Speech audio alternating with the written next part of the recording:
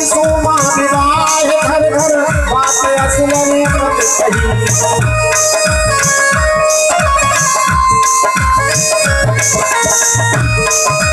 माता पिता कहने लगे बालकों भयभीत मत हो और देखो बड़े के यहाँ कुछ भी होता रहे तो छोटे लोग धीरे धीरे बात करते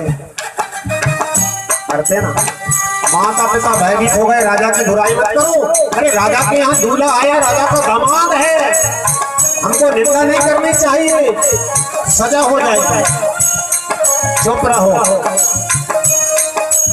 जगत के माता पिता का विवाह है, समुझ महेश समाज सब जननी जनक मुस्कान बाल बुझाए निडर हो डरना भयभीत ना होना। अरे वो तो जगत के माता पिता हैं, परेशान मत हो। चलो स्वागत करेंगे। सभी मिलकर के क्या करते हैं, स्वागत के लिए आते हैं। ले भगवान बड़ा सही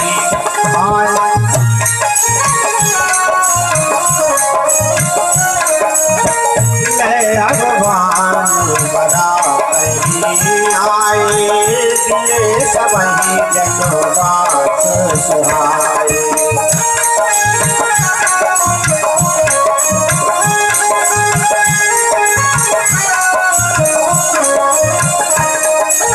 बारात की अगवानी करके लाते हैं, सुंदर जन्माष्टमी में सबको ठिकाना मिलता है, स्वागत होने लगा। भगवान श्री की सासू माँ आरती की थाली सजा करके दूल्हा की अगवानी करने के लिए आती है। कंचन थाल सोहे करो पानी परीक्षण चली सानी। कंचन थाल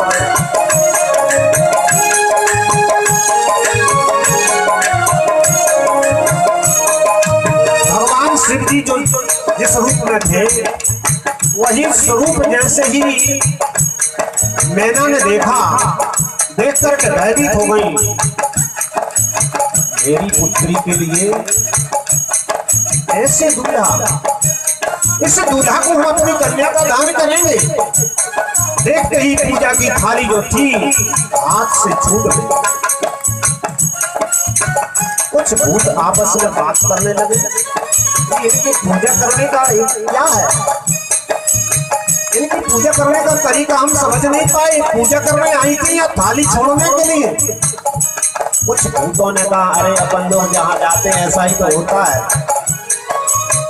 है ना, जहाँ भूत पहुंच जाए वहां कोई सीधा काम होगा क्या? माता जी भयभीत होकर के भागी भागी भागी भवन में अति प्यासा गए महेश जहाँ भागी भवन में अति प्यासा।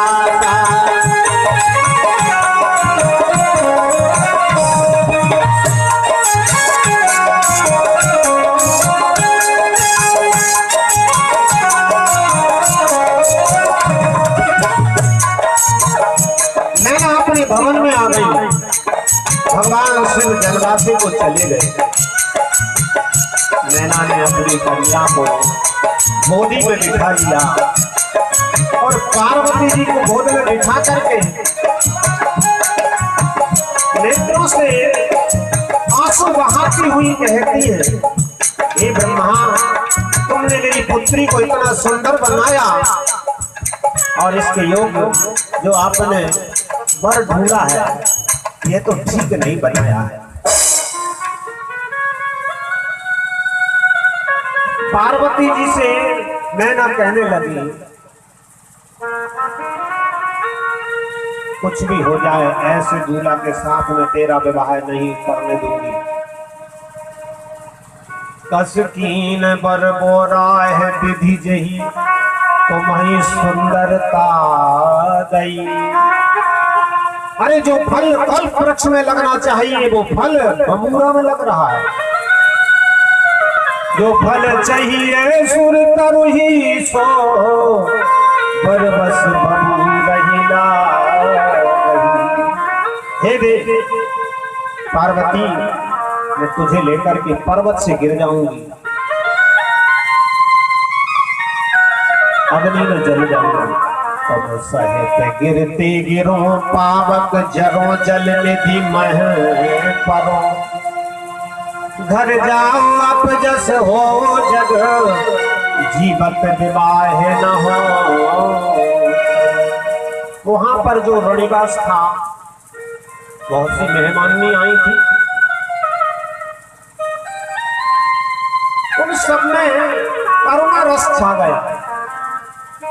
मैना को रोता देख करके वहां पर सभी महिलाएं रोने लगी। वास्तव में इतनी सुंदर कन्या के लिए इन्होंने कैसा वर खोजा है। भई विकल अबला सकल दुखित देख गिरनार। गरीबिला रोगते बदते सुतासने समा। मैना कहती है देवर्षि नारद, हमने तुम्हारा क्या बिगाड़ा था जिससे तुमने हमारी पुत्री के लिए ऐसा पति खोजने के लिए इतनी कठिन तपस्या करने को कहा। नारद कर काहे बिगाड़ा, नारद कर काहे बिगाड़ा। भवन मोर जन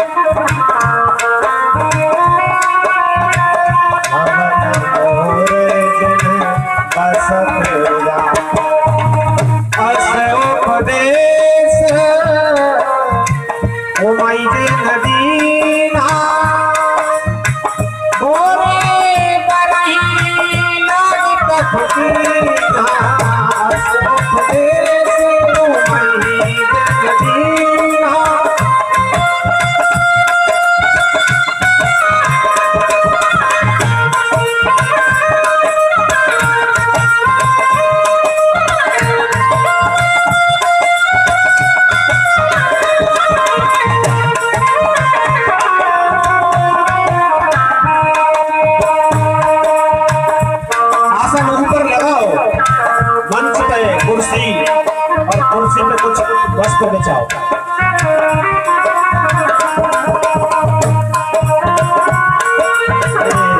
उपदेश तुम्हि जन दीना।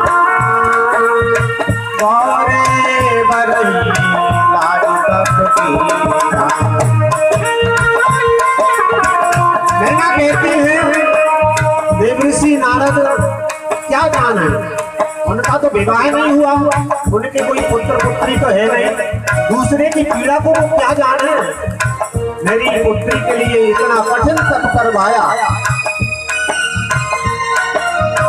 पर घर घालक लाज न भीरा। बांझ की जान प्रसव के पीड़ा।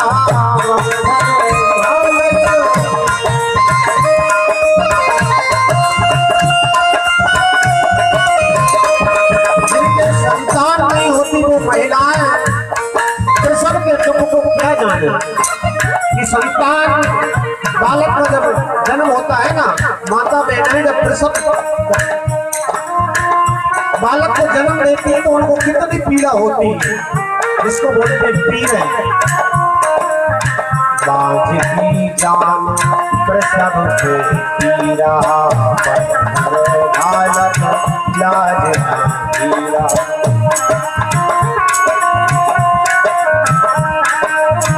इस तरह से अपनी माता को व्याकुल देख करके पार्वती जी ने कहा, मैया आप इतना करुणा न करें, दुखी ना हो। पता होना चाहिए आपको, इस भाग में जो लिखा है वही होता है। कर्म लिखा जो बावर नाहू, तो तक दोष लगाई काहू, तुम सलामत ही सभी के अंका।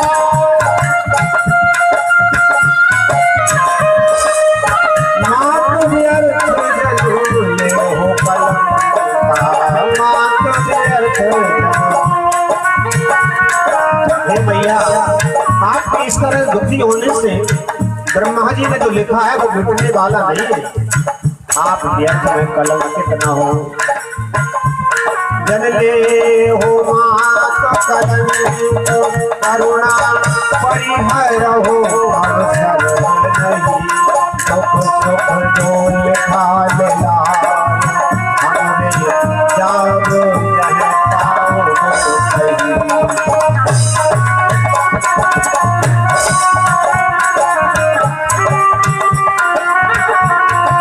पार्वती जी ने कहा, मैया आप ज्यादा दुखी ना हो। आप विचार करती हैं ऐसे वर के साथ विवाह नहीं करूंगी, अरे दूसरे वर के साथ में कर दिया, हो सकता वह भी ऐसा ही हो जाए। दुख सुख को लिखा लीलार, हमारे भाग में जो लिखा है जहाँ जाएंगे वहां पैसा ही हो जाएगा। सुनो मां बचन विनीत, कोमल सकल अभिलाष सोचहि, बहु भांति विधि लगाए दूषण नैन बारिश सोचहि। जब तक कोलाहल हो गया, यह बात सब जगह फैल गई। नारद जी को भी पता चला। देव ऋषि नारद जी शीघ्र ही आए और आकर के उन्होंने कहा,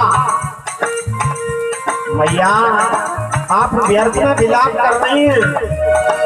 इस कन्या को गोद में ले रहे हो, तुम अपनी कन्या समझती हो, ये तुम्हारी कन्या नहीं है, जगत की माता है। नारद जी आते हैं और आकर के सबको समझाते हैं। तब नारद सब ही समझावा,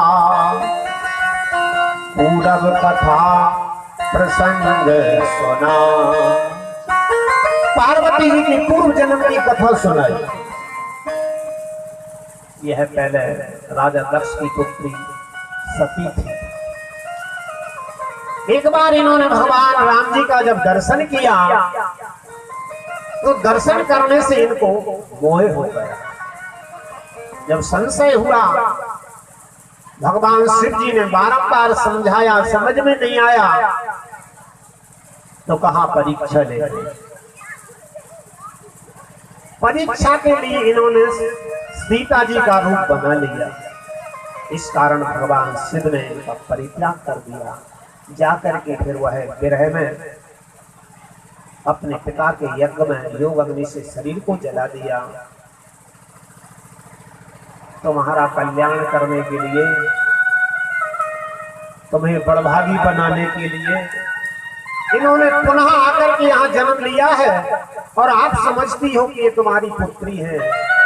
पुत्री नहीं, जगदम्बा तब सुता भवानी।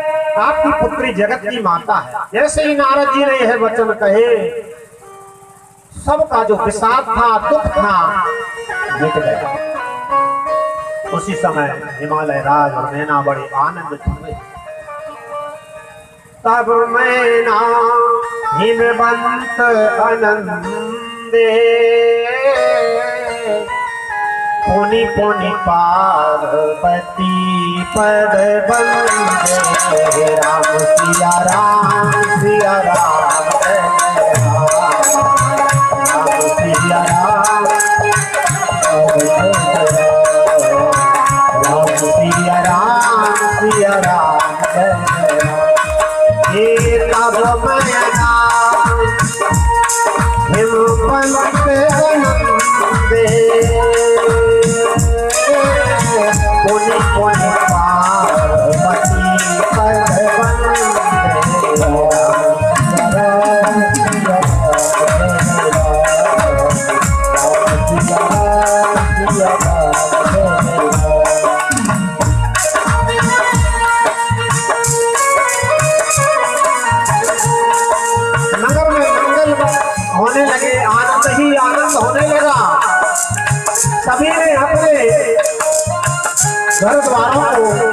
अच्छी तरह से सजाया, बाजार सजने लगा।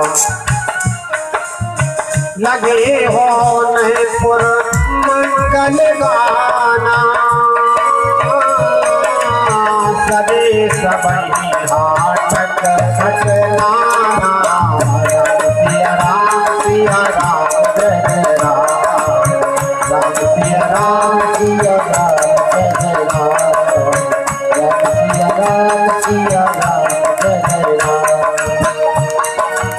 फिर हिमालय राज ने विचार किया, बारात को आए बहुत देर हो गई, इसलिए सबको अच्छे अच्छे भोजन जमाओ। विवाह का कार्य बाद में होगा, पहले भोजन कराइए। सभी बारातियों के लिए बुलवाया।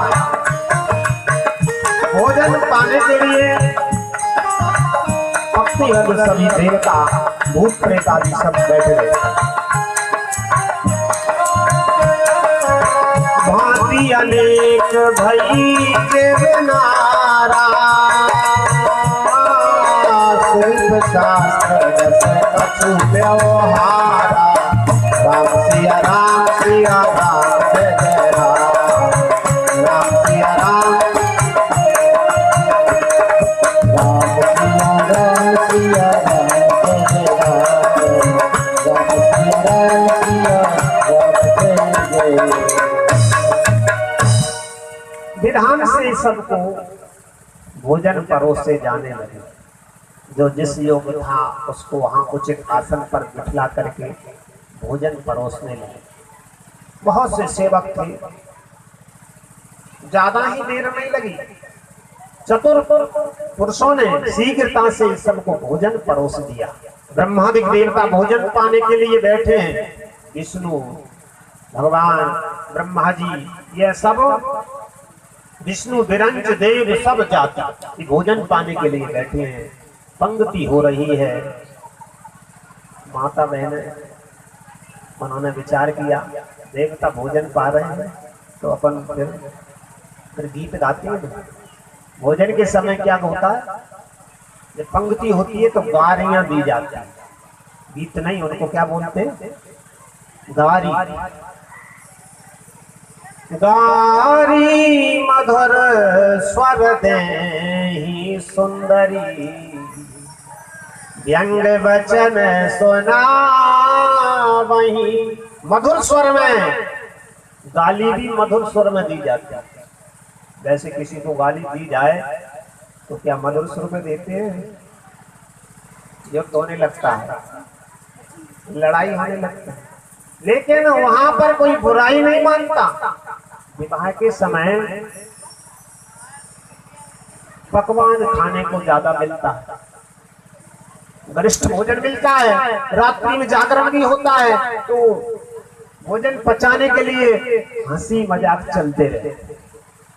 माता बहनें गीत गाती हैं, सुंदर गालियां देती हैं, और गालियां देने में बड़े को छोटा, छोटे को बड़ा बना देती है।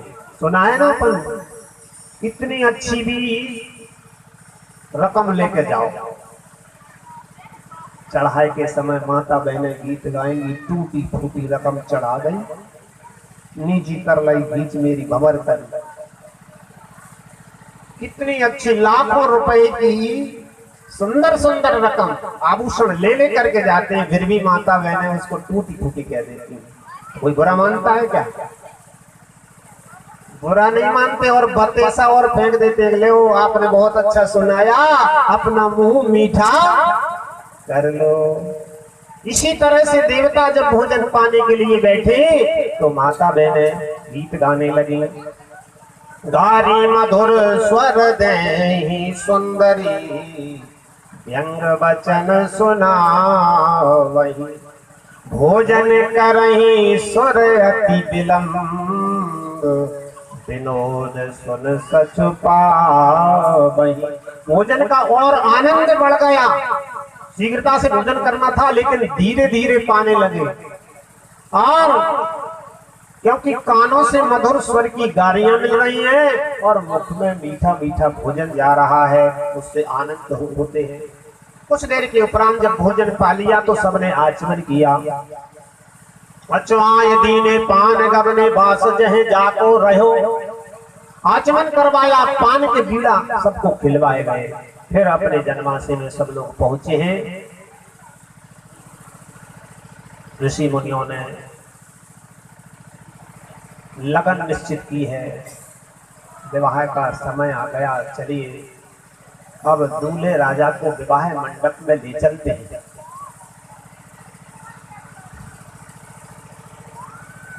हिमालय राय ने सब देवताओं को बुलाया है, यथायोग आसन पर पुनः बिठलाया है। विवाह का जो मंडप है, उस मंडप में जो वेदी बनी है वह बड़े विधान के साथ सजाई गई है। वहां भी फिर जब विवाह होने लगा है तो माता बहनें मधुर मधुर स्वर में गीत गा रही हैं। सुभग सुमंगल दावही नारी। भगवान शिव जिस आसन पर विराजमान होंगे वह आसन बड़ा दिव्य है, ऐसा है जो वर्णन करते नहीं बनता, जिसको स्वयं ब्रह्मा जी ने बनाया। सिंहासन अति दिव्य सुहावा, जाए न वरणी बिरंच बनावा। भगवान शिव जब वहां पर विवाह मंडप में पहुंचे, अपने सिंहासन पर बैठते हैं तो सबसे पहले ब्राह्मणों को प्रणाम करते हैं। बैठे शिव विप्रन सिर नाई, हृदय सुमिर निज प्रभु रघुराई। अपने इष्टदेव रघुनाथ को स्मरण किया है और भगवान शिव सिंहासन पर विराजमान हुए हैं। मुनियों ने फिर देवी पार्वती जी को बुलवाया। बहोरे मुनि सन उमा बुलाई, कर श्रृंगार सखी ले आई। सखियां पार्वती जी को बहुत अच्छे श्रृंगार करके लेवा करके लाती है। दूल्हा दुल्हन विवाह मंडप में विराजमान हुए। गोस्वामी जी कहते हैं मां पार्वती जी इतनी सुंदर है कि देखते ही सब देवता मोहित हो गए। देखा रूप सकल सुर मोहे, वरण छवि अस जग कवि को है। बहुर मुनि सन उमा बुलाई, कर श्रृंगार सखी ले आई। सभी देवताओं ने जगत की माता पार्वती जी को प्रणाम किया। मन ही मन सब प्रणाम करते हैं। पार्वती जी जो है वो कैसी है? सुंदरता की मर्यादा।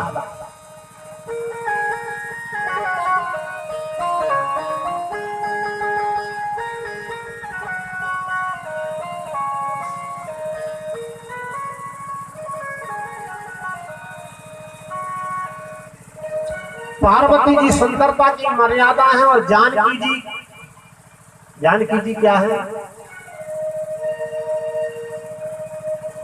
सुंदरता कहूँ सुंदर करही, सभी ग्रह दीप से काजल भरही।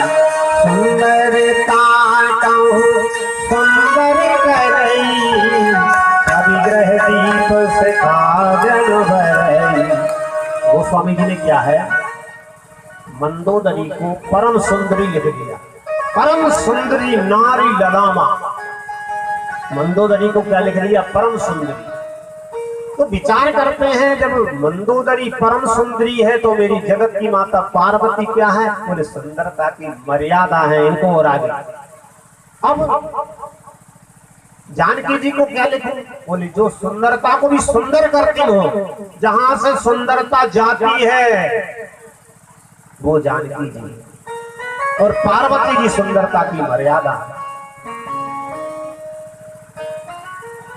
सुंदरिता मर्याद भवानी, जाए ना कोटे हूँ बदन रखानी, सुंदर तामर याद भवानी, जाए ना कोटे हूँ बदन रखानी।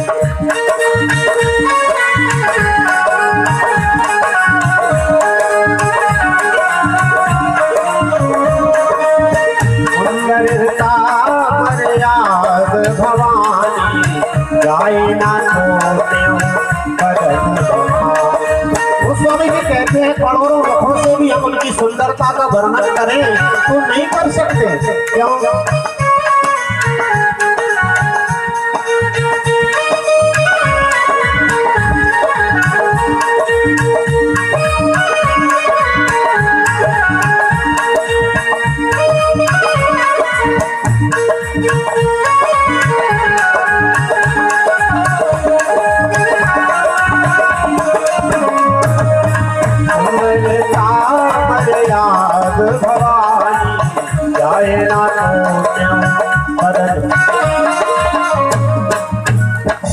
करोड़ों मुखों से मैं उनकी सुंदरता का वर्णन मैं तो क्या करोड़ों मुख भी नहीं कर सकते।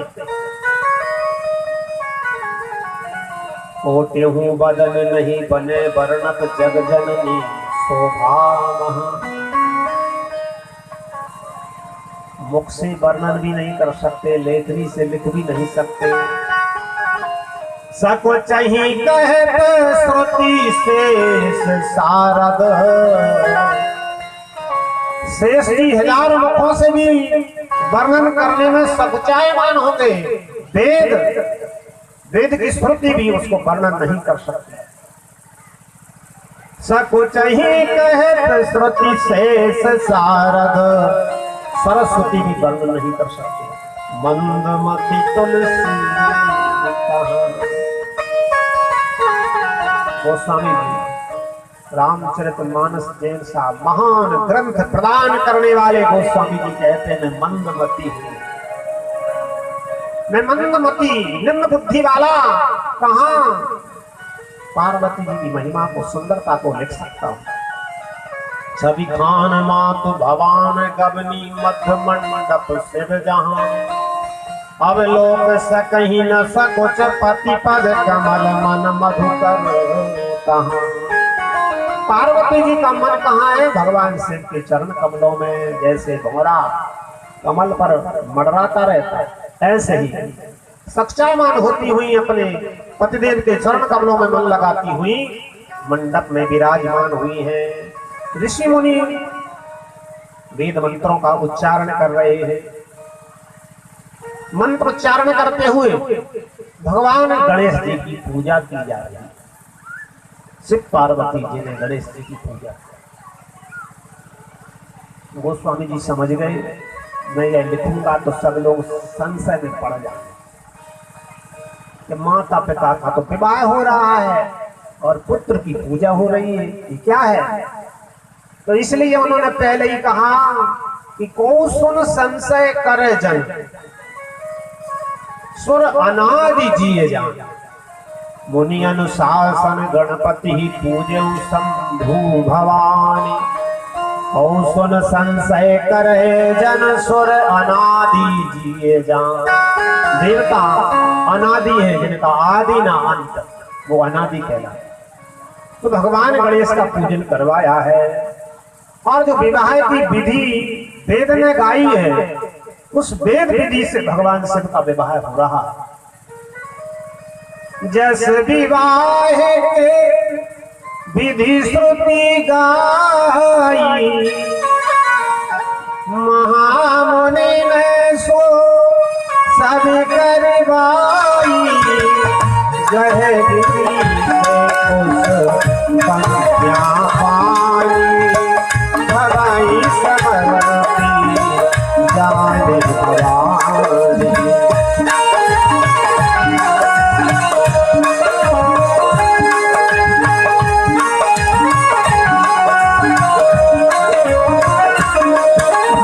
हिमालय राज और मेना ने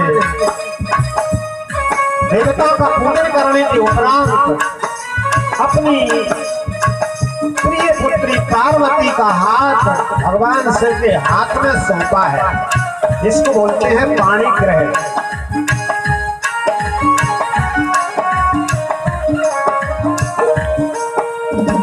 गहे गिरी से कन्या पानी भवहि समर्पी जान भगवान शिव ने जब पार्वती जी का हाथ अपने हाथ में स्वीकार किया है, पाणी ग्रह संस्कार हुआ है, तो देवता हर्षित हो गए। अब उन्हें विश्वास हो गया भगवान शिव का विवाह हो गया है तो हमारा संकट भी दूर हो जाएगा। पाणी ग्रहण जब महेशा हर से तब सकल सुरेशा। पाणी ग्रहण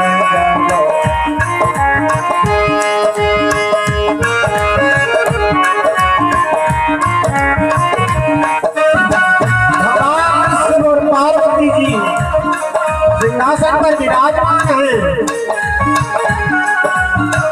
जब दोनों का विवाह हो जाता है, ऋषि मुनियों ने वेद मंत्रों का उच्चारण किया है। वेद मंत्र जय जय जय संत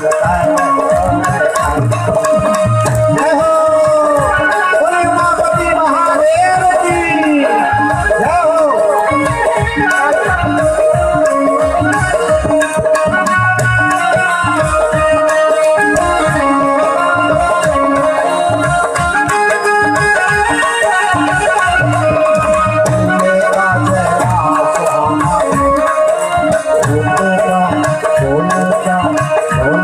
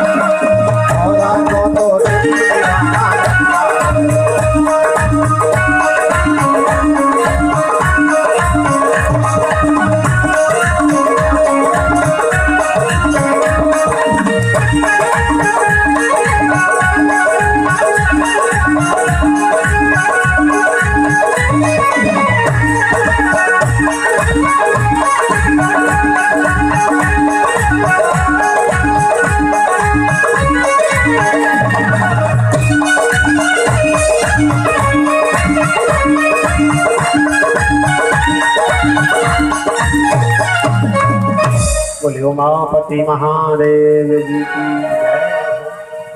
भगवान शिव पार्वती जी का विवाह जब हुआ, हिमालय राज ने बहुत सा दहेज दिया। दायज दियो बहुभांति, नाना तरह के धनु वसन मणि वस्त्र विभागा,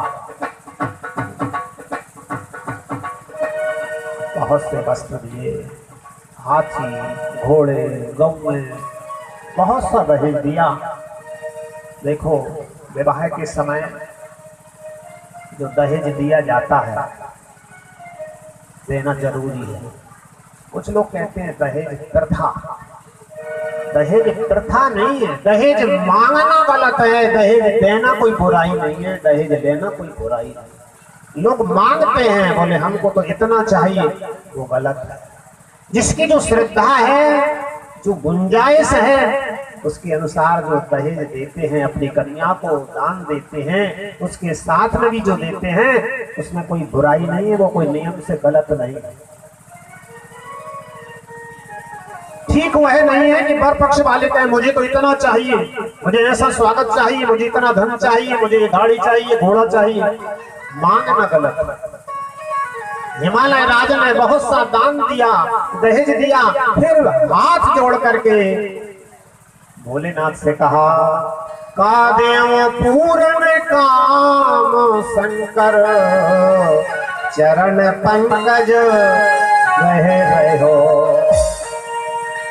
शिव जी के चरण कमलों को पकड़ लिया हिमालय राजा ने और कहा, महाराज मैं आपको क्या दे सकता हूँ। भगवान शिव जी ने संतुष्ट होकर के कहा, अरे आप तो हमारे ससुर हैं और आपने हमको यह आपकी कन्या दी है, इससे बड़ा कोई दहेज हो सकता है। शिव कृपा सागर ससुर कर, संतोष सब भांति कियो, पुनि कहे पद पाथो जमेना, प्रेम परिपूर्ण हियो। मैना ने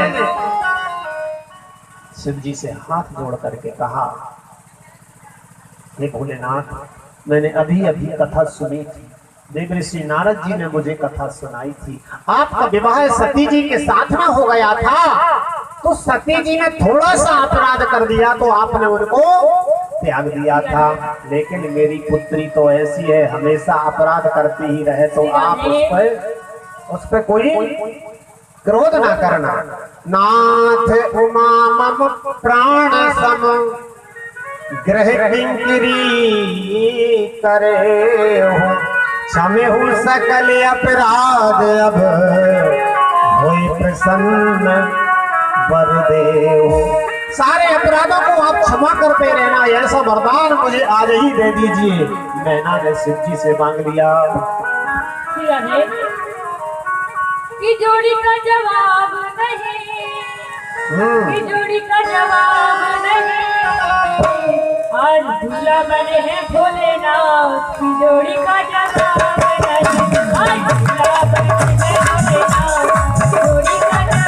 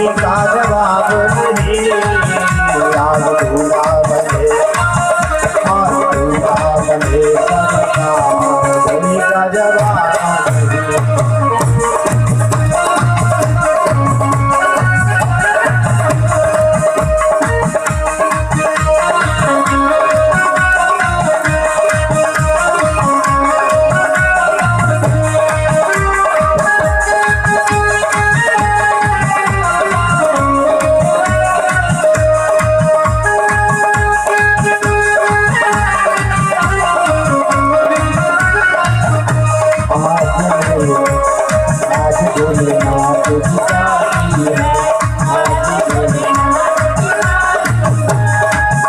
भोलेनाथ की शादी है, आज भोलेनाथ की शादी है।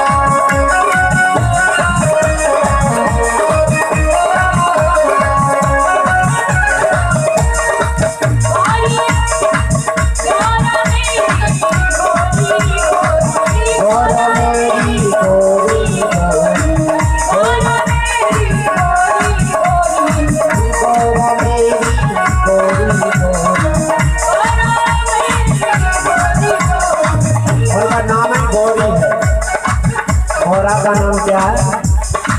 गौरी। हमेशा गौरी है।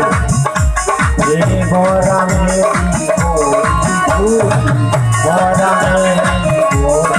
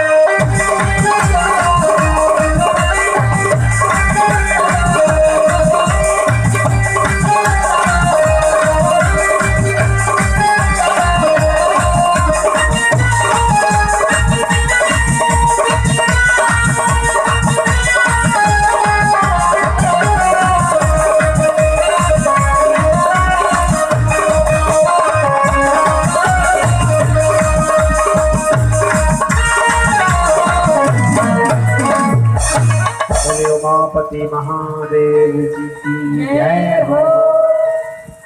तो विवाह के समय खूब आनंद आता है, हर्ष उल्लास छा जाता है, लेकिन जब विदा का समय आता है तब ऐसा कोई कठोर हृदय वाला नहीं होगा जिसके आंखों में आंसू ना आते हो। कन्या की जब विदा होती है, पिता और माता भाई बंधु तो नेत्रों में आंसू ले आते हैं और अपने हृदय को कठोर करके विदा करते हैं, लेकिन पूर्ववासी उनकी जो परिजन रिश्तेदार नातेदार, यहाँ तक क्या कहूँ वर पक्ष वालों के नेत्रों में भी आंसू आ जाते हैं। कोई सच्चे अच्छे हृदय वाला होगा तो दूल्हा भी रोने लगते हैं कभी कभी।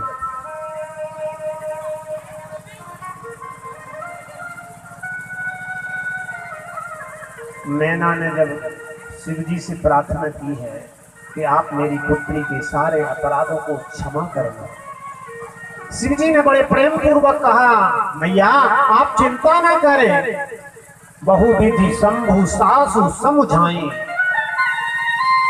गबनी भवन चरण सिरना। अपने भवन में आकर के पार्वती जी को बुलाया। मैना ने पार्वती जी को बुला करके अपनी गोद में बिठलाया। ले उछंग सुंदर सिख दीनी, पहले तो अपनी पुत्री के लिए बहुत अच्छी शिक्षा दी। ये पुत्री ऐसी होती है जो दोनों कुलों की लाज रखने वाली होती है, मातृकुल की, पितृकुल की और ससुराल कुल की।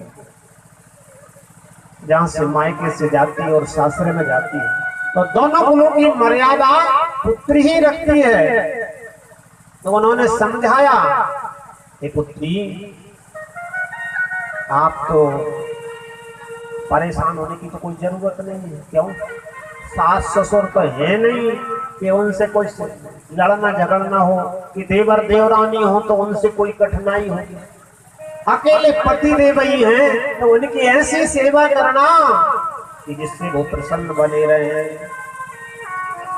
करे हो सदा शंकर पद पूजा, नारी धर्म पति देव न दूजा। करे हो सदा शंकर पद पूजा, नारी धर्म पति देव न दूजा।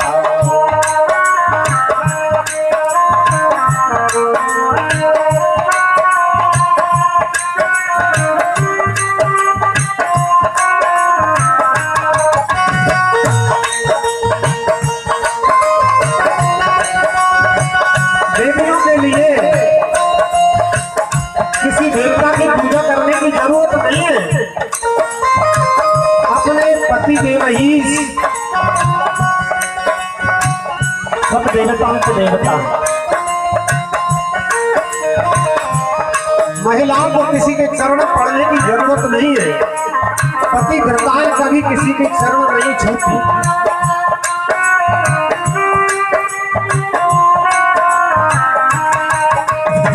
करे हूँ सदा शंकर पद पूजा, नारी धर्म पति देव न दूजा।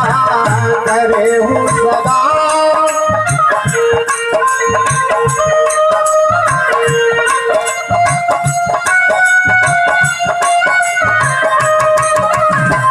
समझाते हुए, शिक्षा देते हुए नेत्रों में आंसू भरे आए। मैना ने कहा, हे विधाता, तुमने संसार में नारी जाति को क्यों बनाया, जिसका जीवन दूसरों के आश्रित ही निकल जाता है। कत विधि से भी नारी जगवा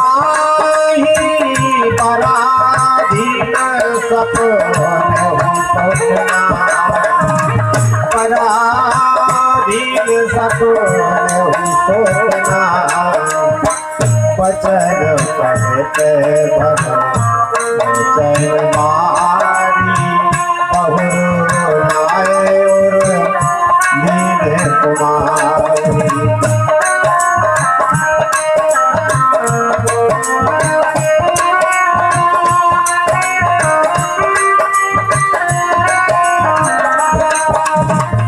जब कन्या की विदाई होती है तो कन्या के लिए अपने भाई, अपनी बहन, अपनी जो सखियां होती हैं उनका भी ध्यान बना रहता। तो विदा के समय वो सब याद आने लगते हैं। पार्वती जी को जैसे ही नैना ने शिक्षा दी उनके भी नेत्रों में आंसू भरे आए। माता जी से लिपट गई, मिलाप करने लगे। सखियों ने जबरदस्ती छोड़ा लिया।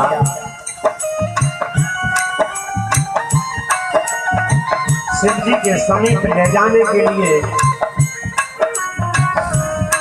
सखियां पार्वती जी को थोड़ी थोड़ी आगे बढ़ती, लेकिन माता का जो प्रेम है, जो दुलार है, उसको याद कर करके बारंबार अपनी मैया की तरफ देखने लगती है। जननी बहुर मिल चली उचित असीस सबका हो गई। फिर बिलो तमाक तम सखी में सिर पे गई। फिर बिलो तमाक तम सखी में सिर पे गई। भगवान शिव जी ने उस समय जो आए हुए ब्राह्मण और भी अतिथि जो मांगने वाले थे उनको यथा योग्य दान दिया। जाचक सकल संतोष शंकर उमा सहित भवन चले। सब अमर हर से सुमन पर से निशान मधुबाजे भरे।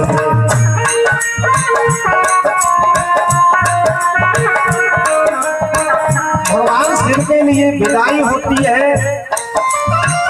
शिव पार्वती जब विदा होकर के चलते हैं तो हिमालय राज अपने परिवारजनों के साथ, मेहमानों के साथ बारात की विदा करने के लिए बाहर बहुत दूर तक जाते हैं।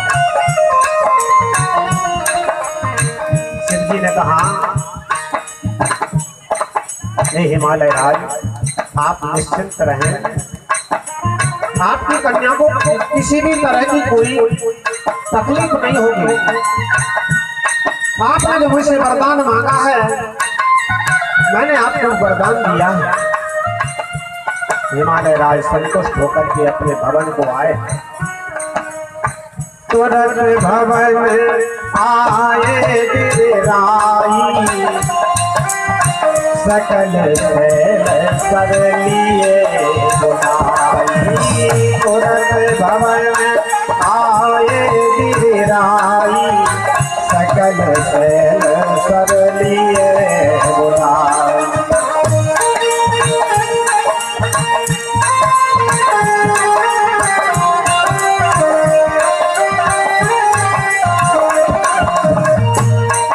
भगवान के विवाह की प्रसादी लेकर के जाएं। सभी प्रसाद की व्यवस्था बना लो भैया। प्रसाद यही लाकर रख लो, अच्छा मीठा मीठा मिला करके। जो भी जिस समय जाने लगे प्रसाद लेकर के जाएंगे। ज्यादा समय नहीं, अब भगवान शिव विदा होकर के चल रहे हैं, कैलाश पर पहुंचने वाले हैं।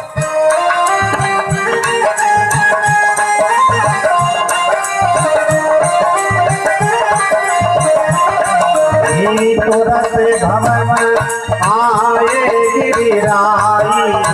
सकल शैल सर लिए बुलाई।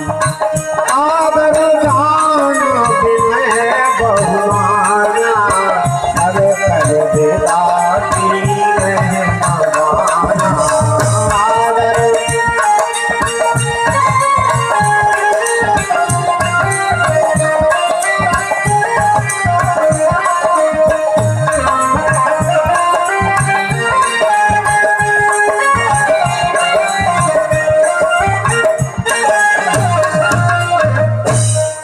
इधर हिमालय राज ने देखा, उनके जो मेहमान थे उन सब मेहमानों का सम्मान किया है और सब सम्मानित होकर के विवाह की बहुत बड़ाई करते हुए अपने अपने घरों को चले गए हैं।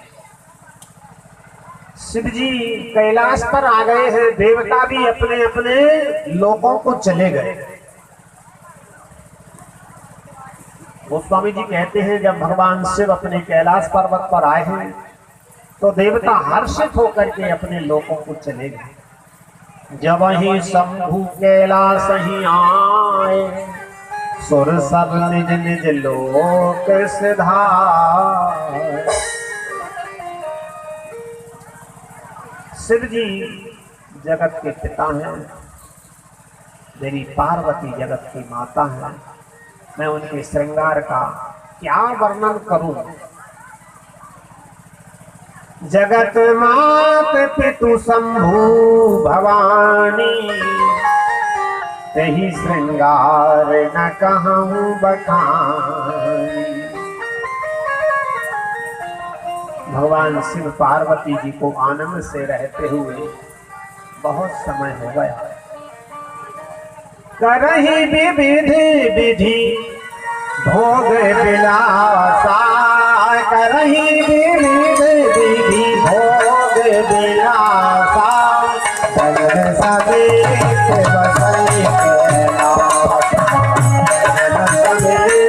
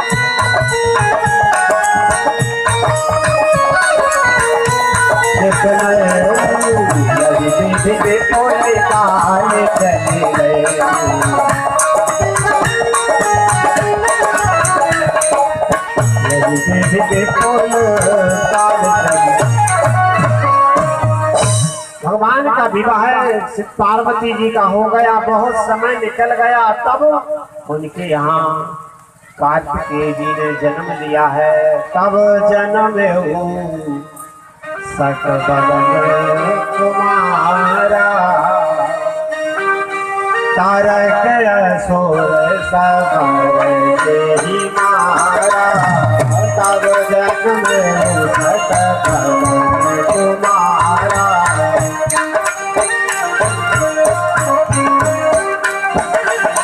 आगमन गम प्रसिद्ध पुराना,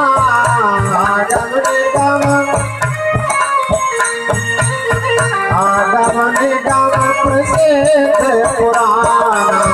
सन्मुख जन्म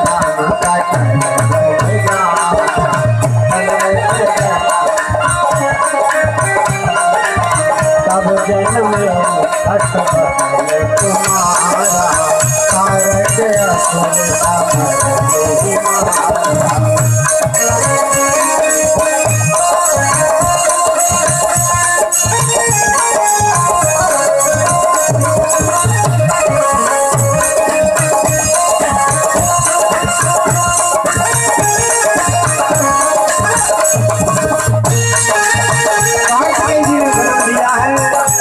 बड़े हुए हैं तो कार्तिकेय जी का तारकासुर से युद्ध हुआ है और उस तारकासुर को कार्तिकेय जी महाराज ने मार दिया।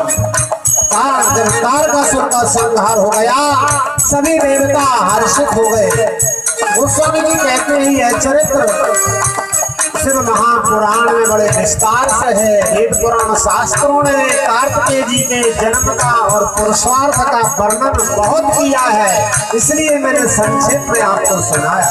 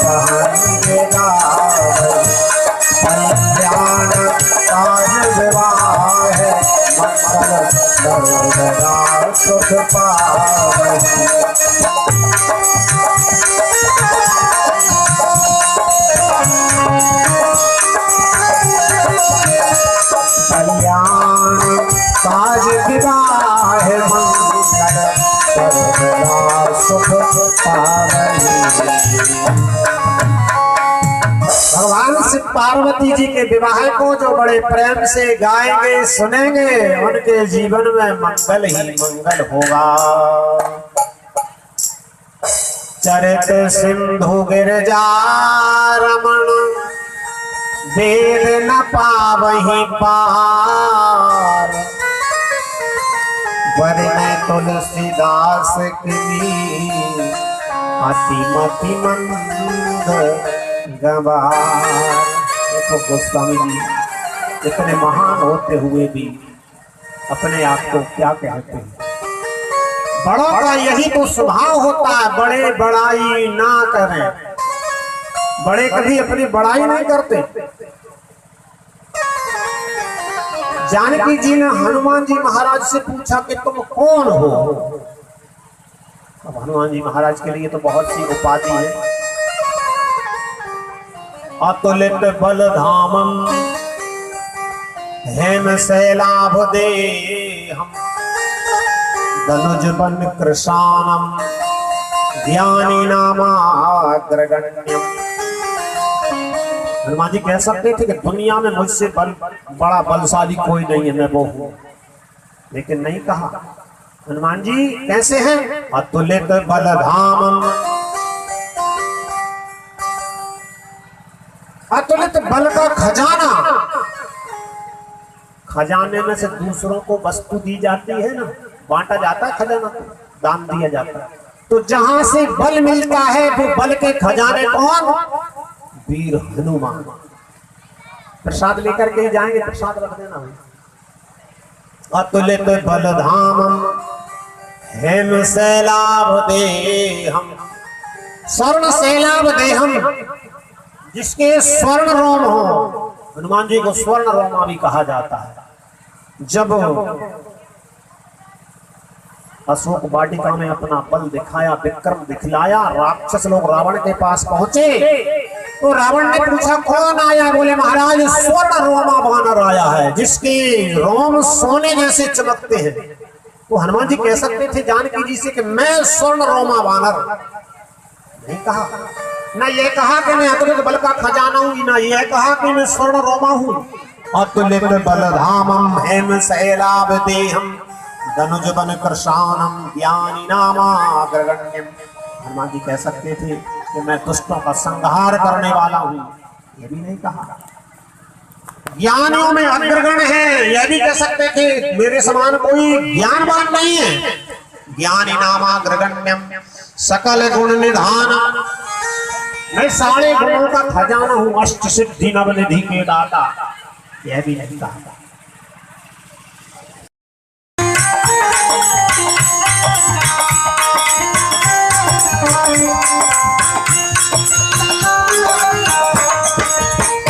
भुज चार चकोर भुज दस भुज रति सोहे, बोले दस भुज रति सोहे, रूप में रखता, तीनों रूप में रखता, रघुवन जन होए। ओ हर हर हर